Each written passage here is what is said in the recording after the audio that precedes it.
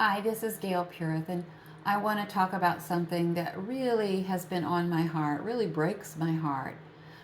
It's a devotion I've written called Contradictory Lies, a Necessary and Frequent Tool of Propaganda. At the beginning of the pro-life battle, Dr. Bernard Nathanson, who was the head of one of the largest abortion clinics in New York City, admitted that he, and this is a quote, cynically fabricated and exaggerated statistics about the number of abortions and the number of deaths from illegal abortions. And he did this, he admits, to promote abortion. The pro-abortion movement has always depended heavily on propaganda. That's one reason they refuse to use accurate descriptions when they talk about abortion. They don't like to use the word baby, and they even are shying away from using the word fetus. In fact, they typically don't even like to use the word abortion. Instead, they will say health care and often say necessary health care.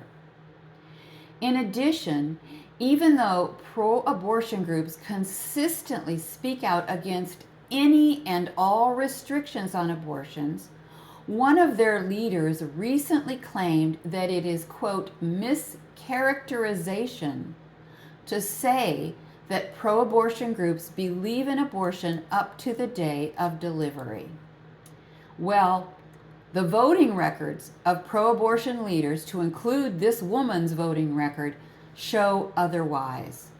She and others, a majority of others, voted against a law that required doctors to give medical care to babies who were born alive during a botched abortion.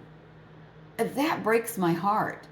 You can't vote for such a law and then claim you don't believe in abortion up to the day of delivery. In fact, you can't even claim that you have any respect for unborn children if you're against helping them and feeding them and caring for them when they're born during a botched abortion. This is a fact check, dear Christians. If someone votes for the current pro-abortion laws, they're voting for abortion up to the day of delivery. This is another common example. This is from Rachel Sussman, who's the National Director of State and State Policy Advocacy at Planned Parenthood Federation of America. And this quote was made in 2019. And the reason I want you to know it was made in 2019 is because Roe v. Wade was in effect. And Roe v. Wade guaranteed that a woman could get an abortion for any reason up to the day of viability. However, that did not satisfy pro-abortion groups. And this is this woman's statement. Any ban on access to abortion is extreme, period. It risks a woman's life and is an attack on her most fundamental rights. That, dear Christians, is pure propaganda.